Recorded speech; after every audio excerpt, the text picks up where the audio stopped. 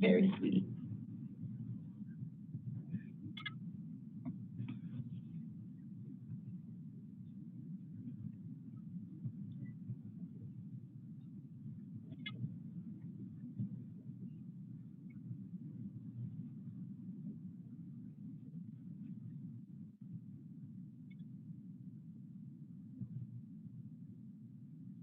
Who wants to be part of the board meeting?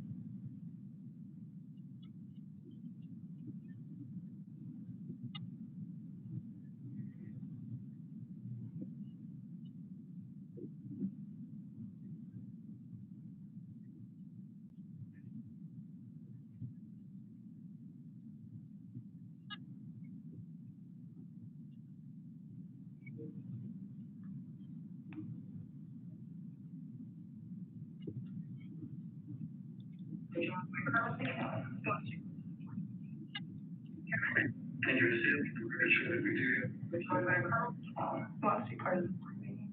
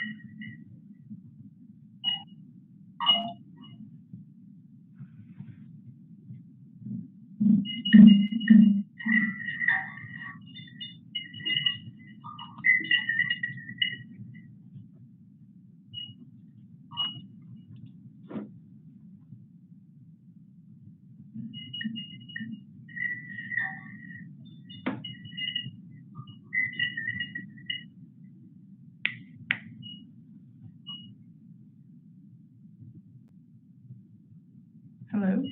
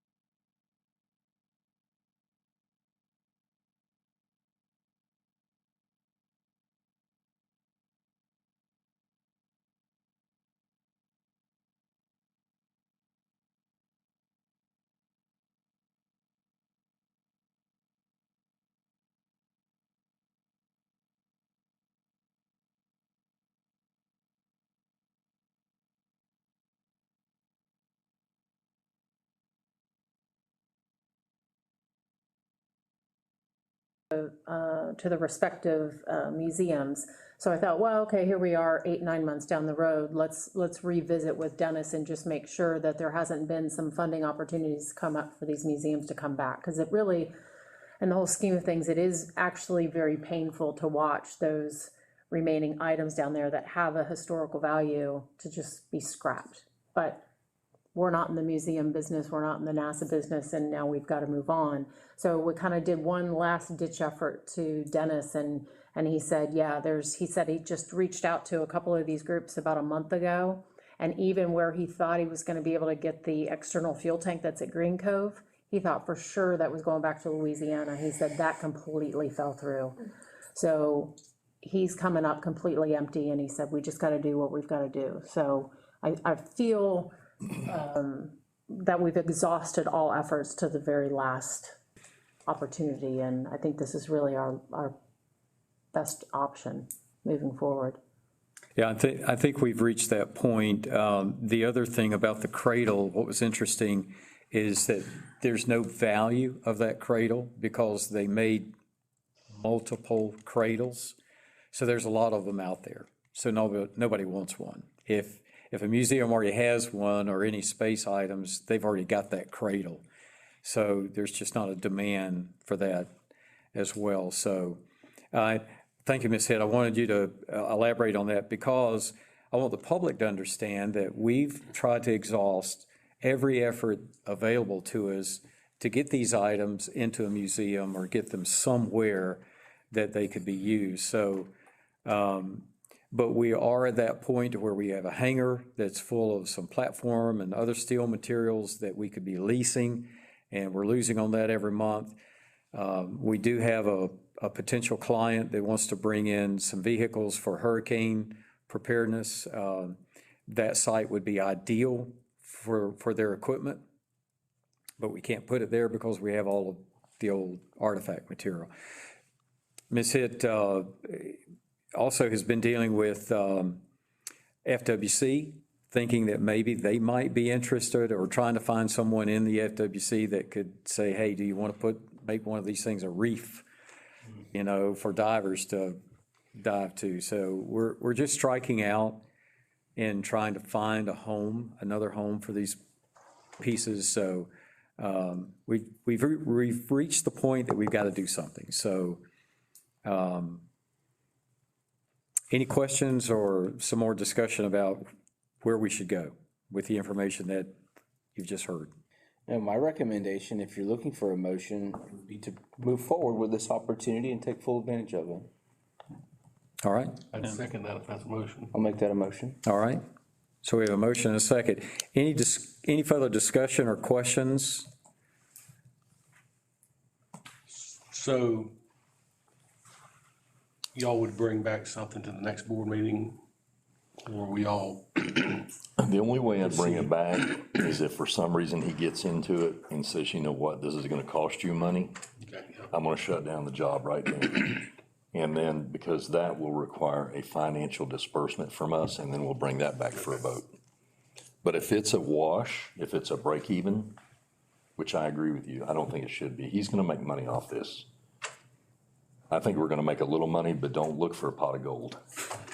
Okay, so. Even if we break even, like you said, we're gonna make money on the rental. Right, you got the potential land lease and the hangar. Site preparation too. If you were to pay someone to site prep that, it would cost a small fortune to get it prepared. Well, And just a reminder too, it was last year, maybe a year and a half ago, that David and I brought a crane company in just to give us a cost of moving each one of those items to another location, kind of out of the way, and get it off of that valuable land. That, and correct me if I'm wrong, that was over $30,000, wasn't it? Yep. Just to move it, so we're not even getting rid of it. It's to move it here on the same airport property. That's correct. Move it off, just move move it. it off of the property where it is right now. Correct. And here's one other thing to think about. I think that the cradle's the only thing that would have it. But there's a potential environmental problem too. The longer that sits, I believe it's got hydraulics, because those are I think they're hydrostatic drives on those wheels. There's a control thing with levers and stuff. The longer it sits, and if those tires start degrading, then we're gonna have, we may have the potential of a slight environmental cleanup. And that will cost money, that's not free. Yeah. All right, any other discussion, questions? All right, all in favor of the motion, say aye. Aye. Pose same sign. All right. Before Mr. you Farrar, you move got on, your marching orders on that. before you move on from that, that we'll piggyback on that. I'm gonna talk to Mr. Falconer. At one time, he talked about doing some of those electors. I'm gonna give him the information. If this guy does a good job, that may be the second target. And the other thing we're working on again is this T30, what is it, a T33? T33, yep.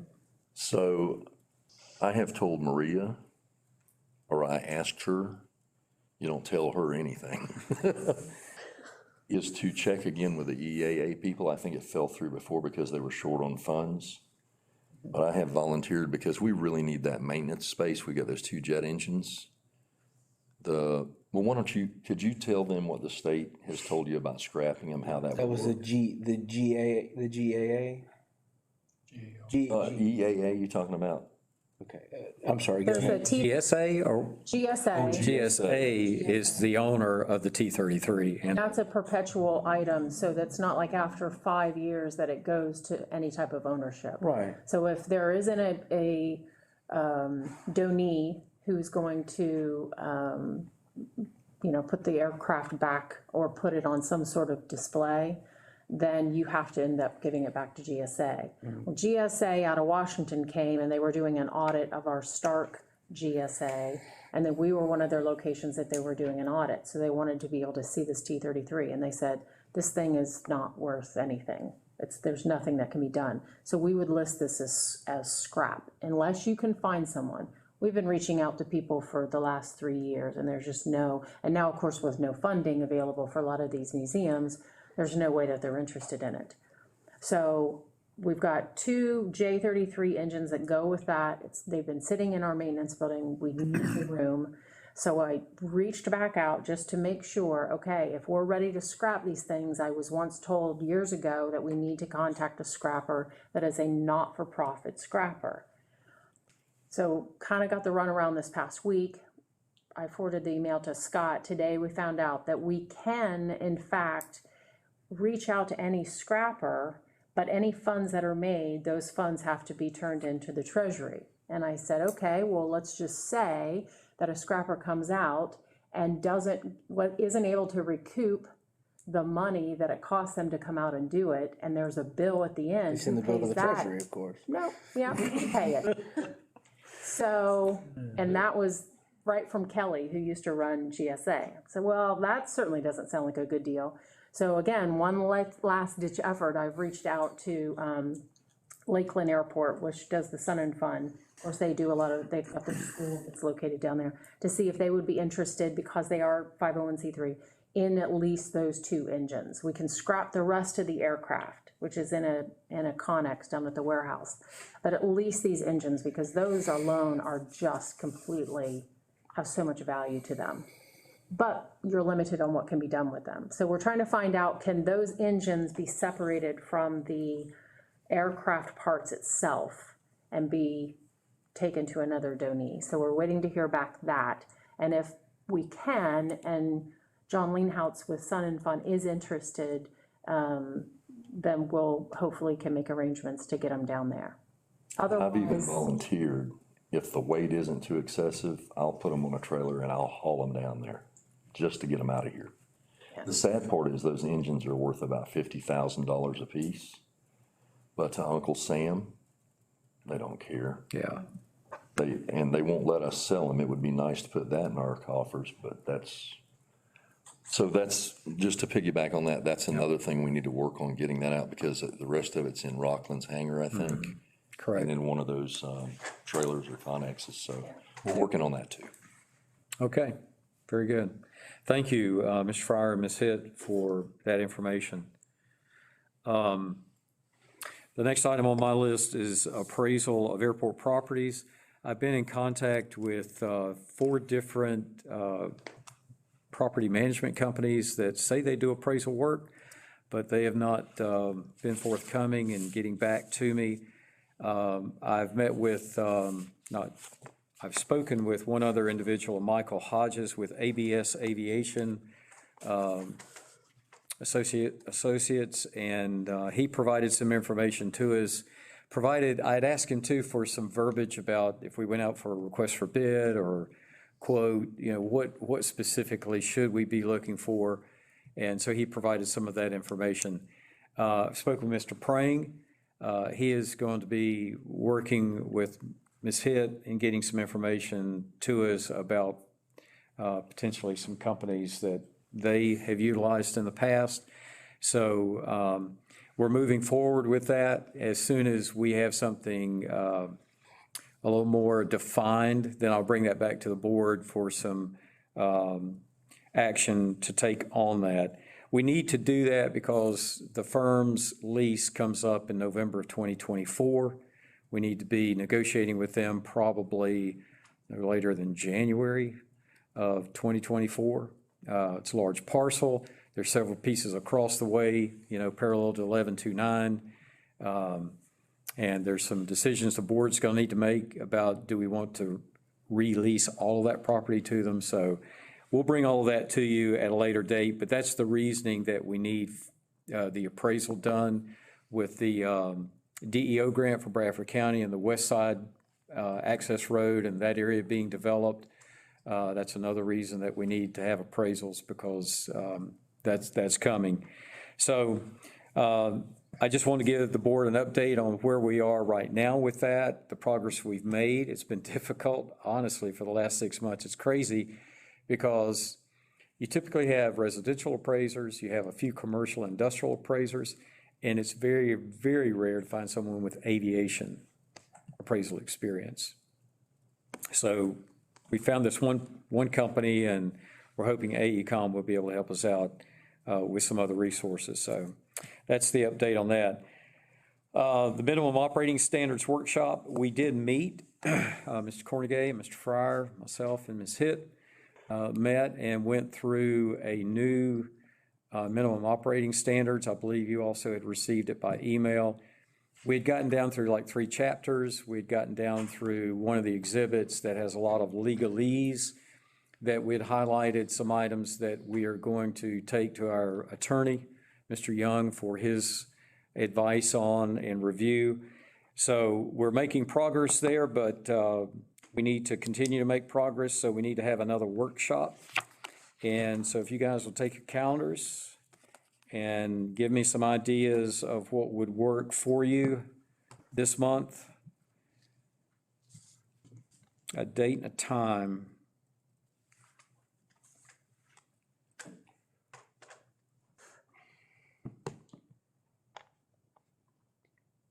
Are we what time did we meet last time? Was it 4 o'clock? 3. 3. 3?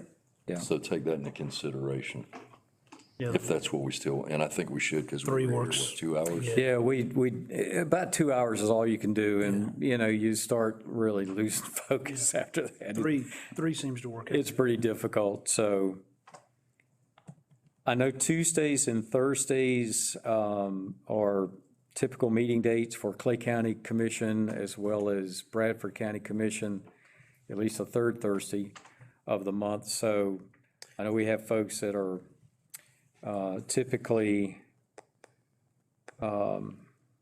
involved in that, although we did meet on the 20th last month, which was a Tuesday. Is Friday, August 20th an option, perhaps? I'd be good with that. I think so. We tentatively have gotten an email about the ready. Invite, and I believe it's a couple hours. Did they confirm that that was definitely going to be at 10? Yeah, it starts at 10. They didn't confirm how long, but it starts at 10. Okay. So if we do it at 3, I don't see a problem. Is that a problem for anybody else? Close to the end of the month, but On the 20th? yeah, I was close to the end of the month, better for me. So since it's a Friday, is there any chance of doing it any earlier than 3? Not on that day. Not on that day, because we've got that ready Yeah. meeting in Lake Butler at 10, and we don't know how long that's going to last. Senator Bradley's supposed to be there and Representative Payne, End and of the month's better for you. Could we do it the following week, the 26th, the 27th, maybe? 27th would be better for me. 27th is a Friday. I will not be in town that day. That's Labor Day weekend, isn't it? I'm not, no, that's the next No, weekend. it's the next weekend. Yeah. I could make either 26th or 27th. Again, we don't have to have a, I mean, we want as much involvement as possible, but it's a workshop, so we don't have to have a Yeah. quorum. 26 is the city's workshop. Starts About the 30th. The airport does not need to be there for that. That's just going over our line-by-line budget for our 6 budgets.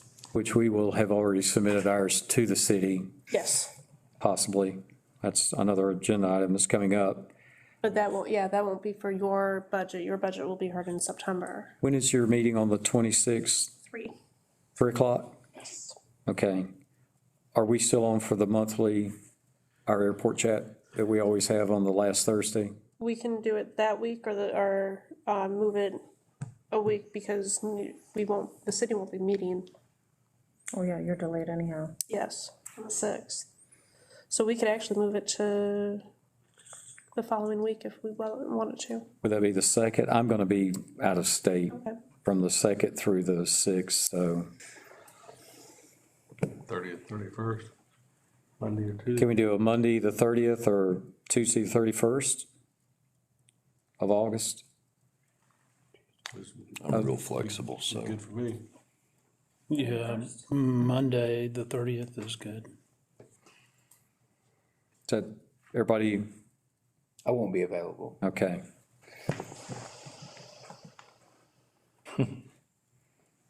Guys are, Would you say a majority, we go with majority? Yeah, I think we have to. I think it's, 3 last. Chad, yeah. I know you really want to be involved. Somebody check his calendar, see if he's really telling us. Wait a second, I do have something that day. Okay, so we're looking at Monday, the 30th, 3. okay, At 3 PM? 3 PM. Oh, sure, okay. Out of town. All right, Text them, put them in there. all right, and Ms. Hitt will send out an invite reminder for us on that as well. Assuming it's here. Yes. The final item on my agenda list is 2021, 2022 budget workshop. I had asked Ms. Hitt to list this, although she had sent out to each of us the proposed budget for this year. And did you receive any comments back? No comments back, but I want you, if you would all look at what I just passed out prior to the meeting. There's my handwritten note that I just received, was it yesterday, a call on yesterday? It could have been Friday, from Armando. So we found out we got an extra $32,000 for the COVID money. I forget what they're calling this AS, ARP. or is it the ARPA? Okay, so it's. American Recovery Plan. So it's $32,000. We got our application in, and he called and asked if we could receive it after the beginning of our next fiscal year, so after October 1. So I need to put that into this budget. Okay, I didn't plug it in, only because we're having issues getting into the actual live budget. Rebecca's gonna help us plug that in and where we wanna be able to put it in at, if other than miscellaneous other income. So placement is not we'll get that figured out when Rebecca comes in on Monday. But that is the only change that we're gonna put in place. Unless there were other items to be discussed, but I didn't receive any in the email. what's the pleasure of the board? Are there any questions about the budget? Apparently there wasn't, because no one submitted them to Ms. Hitt. Are we good with approving what's been presented? Or do you want to have a workshop to do a line by line? I'd make a motion to approve the budget as presented with the addition of the $32,000 grant from the ARPA funding source. I'll second that. All right, motion second. All in favor say aye. Aye. Opposed, same sign. So that is carried. Ms. Lynn, we will get this updated with this additional $32,000 grant money and get our budget to the city. Sounds good. All right. Okay, that completes the items on my agenda. We go down to Chief Denny. Yes. So as I was explaining earlier, it's going to be getting rather quiet for the rest of our fiscal year. The only thing we have coming up for September 10th and 11th, the EOD will be operating and doing some controlled detonations. What were those dates again? I'm sorry. September 10th and 11th. Okay. So you will hear some noise during that time frame. And other than that, it should be pretty quiet coming out of Camp Landing until October. Does that mean the airspace is going to be open? Airspace is going to be more open come August 15th. Right now, the UAS, they are operating, so that gives that big buffer of flight airspace. But other than that, we'll be good. Okay. I want to add on to that too. So after our last meeting, I discussed with Colonel Zinko and Chief Denny about, I'd been putting this out on Facebook in the next door neighborhood. I want to tell you on the Keystone Heights word of mouth is one of the local Facebook things. I had over 300 likes. I have no negative comments in there. People love Camp Landing. They don't mind the sound at all. Awesome. So, and people are very appreciative because I think we have had a lot of people over in recent years moving in this area, and they have no idea what these noises are, where they're coming from. So a lot of people, you know, are giving thumbs up and their little heart signs and all that. But I think the public appreciates knowing, so feet, you know, that you can give me. I posted out there. Absolutely. I put it on Next Door Neighbor, and a lot of people were like, wow, we didn't even know, we've heard sounds before, but we didn't know what it was. So now they know, and I think it's good for the community. Sound of freedom. Yeah, exactly, and that's what we put on there. Okay, so we can also, if you'd like, in referencing to airspace, I can also provide for the flying, it's more important for the flying community, but when we take that airspace for operational purposes, because in that, it kind of affects their IFR and VFR in and out. If you guys would like. Well, the way it works for us on the civilian side, we've got to call and get permission either way. So when we look at that chart, it is a restricted off-limits zone, so we got to call Jackson Center or Jackson Approach anyway. I mean, it wouldn't be hurtful or harmful if you had days when you thought the airspace would be more amicable or more open, but people still have to call. Okay. So, yeah, if you could get that in the future, maybe Marie could put that on the website or something, our website. No problem. We can just put when the restricted airspace is expanded outside of its normal operating times. Okay, that would be helpful. Or excuse me, its altitude and width. Okay, So, all right. yep, perfect. Glad I added her, so I'm talking the lingo. It's nice. VFR, I was like, I don't know what she's talking about, but it sounds good. But she's confident in her words. I've learned a few things about it. Well, you know what we call IFR, right? I follow roads. There you go. All right. Thank you, Chief Denny. And probably if we do publish anything like that, need to have a sentence in there, a disclaimer sentence about still contacting Jack's Right, approach Jack's on, approach. you know, the status of those restricted areas. All right, Ms. Hitt. All right, obviously I just discussed about the ARPA grant, so I don't need to discuss that. The airport entrance sign on State Route 100, I sent out the end of last week, kind of a draft of an idea that we've got just to cover up the horrendous sign that we've been staring at for years now.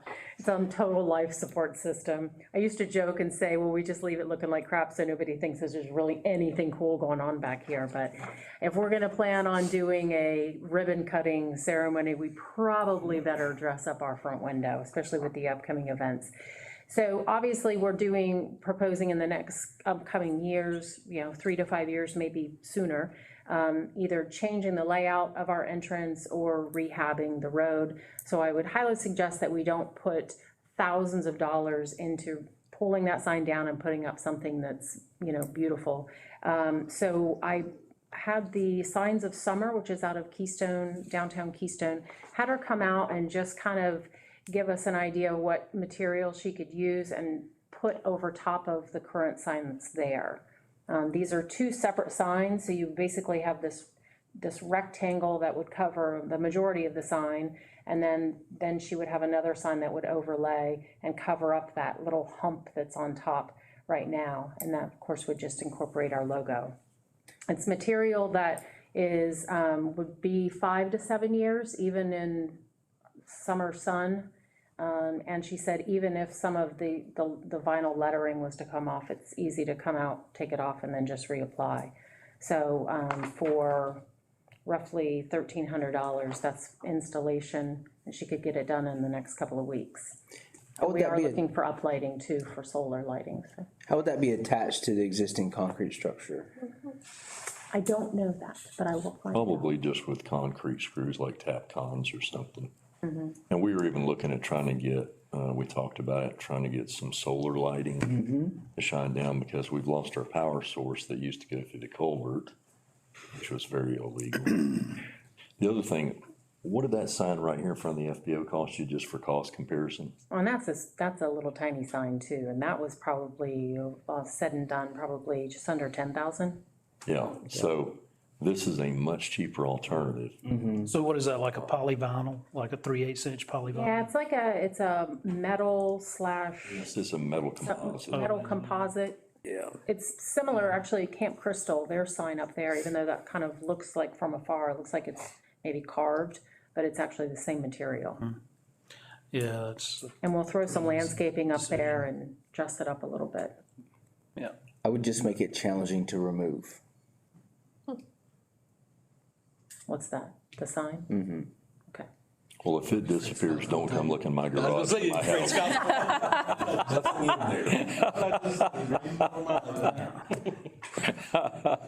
The way traffic is on there, I'm really surprised that ugly sign hasn't been hit more than, I think like Scott was talking about, I think it's money well spent. That's what they call it. Aluminum Well, dye and that material is good material. Never heard of it. Yeah, if it doesn't wear out too bad, once we do get a new sign, you can probably move those to somewhere else here on the ramp or something like that. yep, absolutely. Okay, well, if no one else has concerns or ideas, or That's under your spending budget, right? Right. I can So you don't even need give her a green light tomorrow. I say move forward. Everybody else good with that? Move forward? Yes. All right, I excellent. did not have this on my list, but I did want to bring it up. At our last meeting, we talked about the grand opening, and we had a couple of dates listed. The feedback I'm getting from other entities is that October 6th seemed to be the best for everyone. So if you all would check and make sure that that's good with you.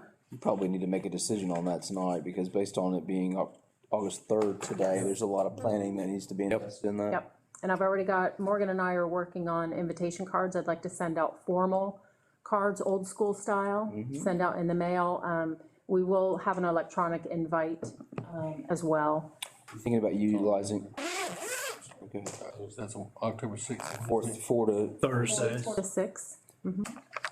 maybe using something to the effect of like Eventbrite, so that you can keep tabs on who plans on Yeah. attending. That way I think that would benefit Absolutely, you.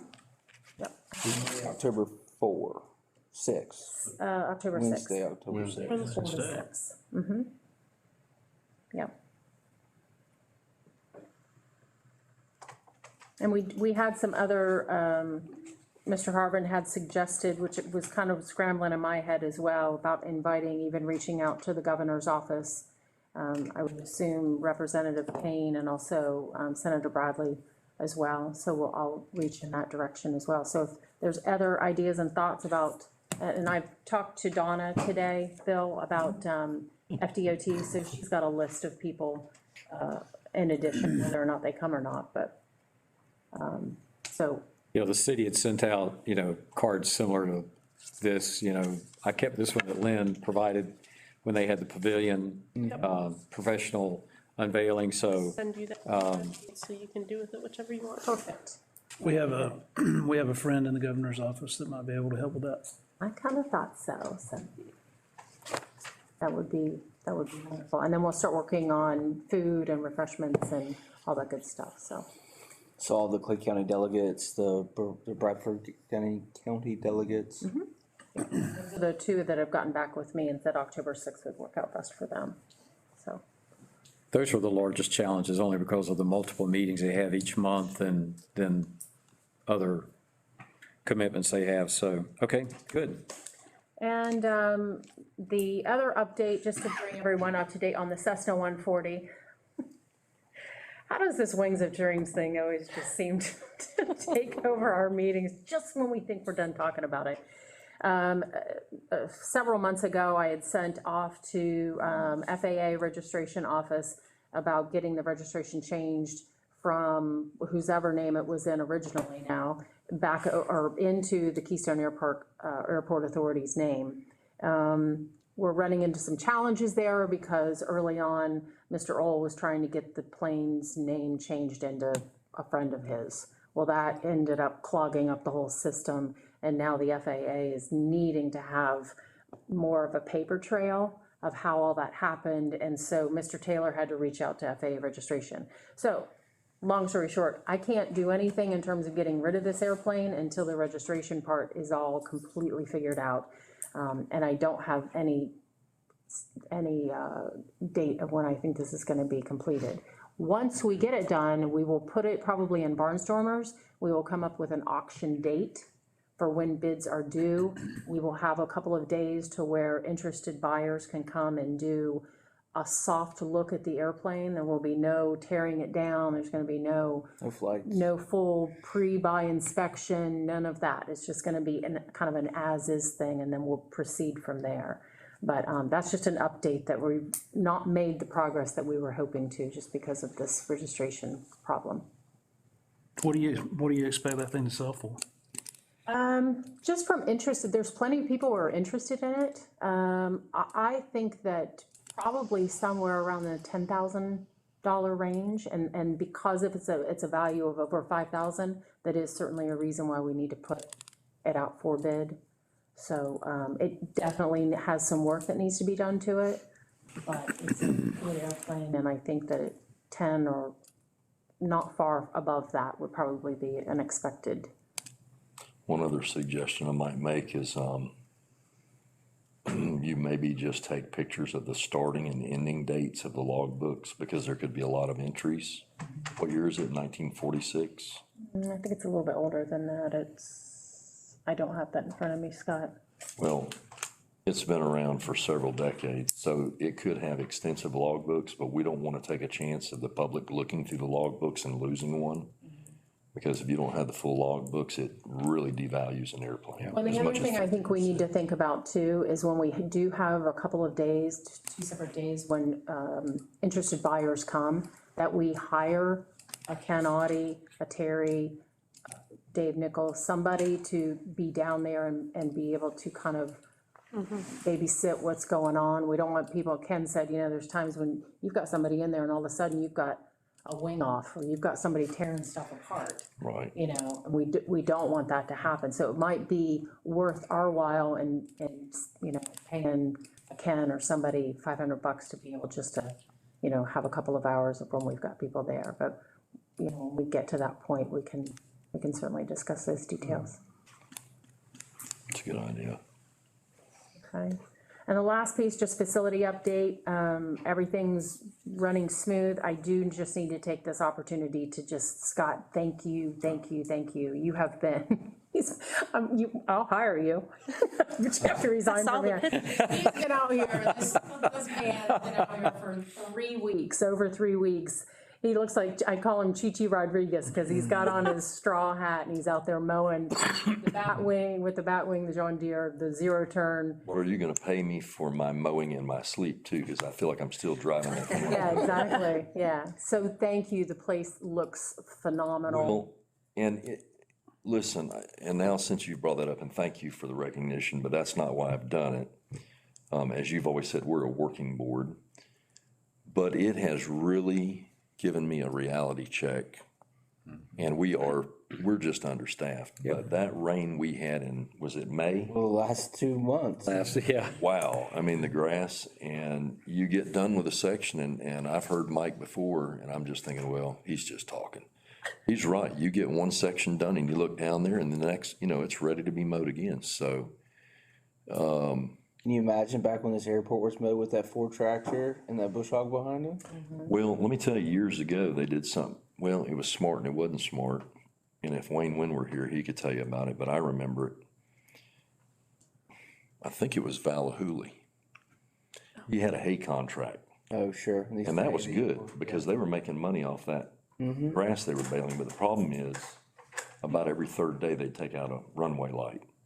But they had all the hay bales in the old military hangar, a wooden hangar. You've heard of spontaneous combustion, that occurs frequently with hay. That was a thing waiting to happen, but it was good because they kept it mowed, but it was bad because we spent as much money, probably off the lease money they gave us repairing the runway lights, so. But I'm glad to help, and I've been working with Mike and Maria, and we're coming up with a plan to segment the airport and determine frequency of mowing, and let me explain too. I've talked to a couple of flight instructors.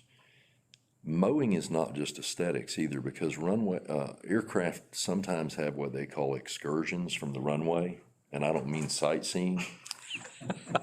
Airplanes leave the runway. And if you have tall enough grass with some of these smaller airplanes, you can have an accident occur because of that nose wheel getting in there. And that's been my concern lately, is it's just getting so high. Yep.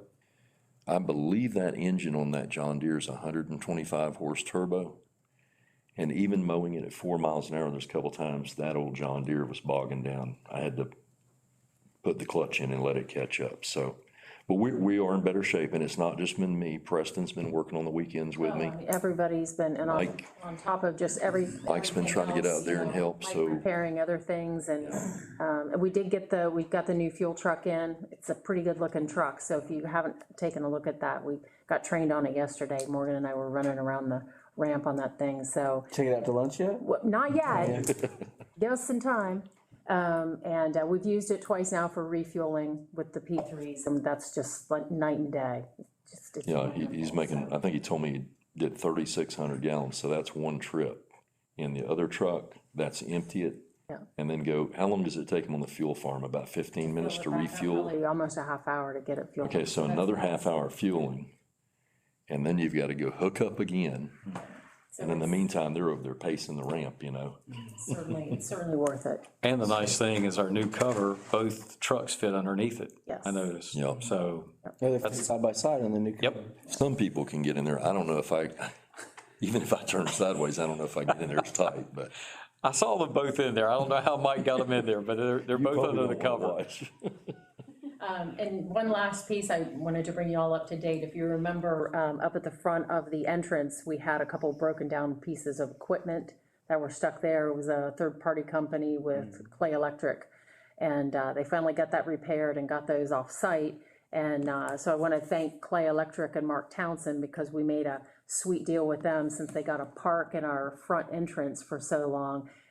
They did some brush cutting while they were Mark there. scheduled for them to come down, and they cut down all of along the fence line on Airport Road, which was a godsend, because we just don't have the equipment to do that. And they did all the cleanup work. Yeah. So, so thank you to Mark and the team at Clay for doing that for us. So that's all I've got, Chairman. All right, thank you, Ms. Hitt. Ms. Lynn, city update.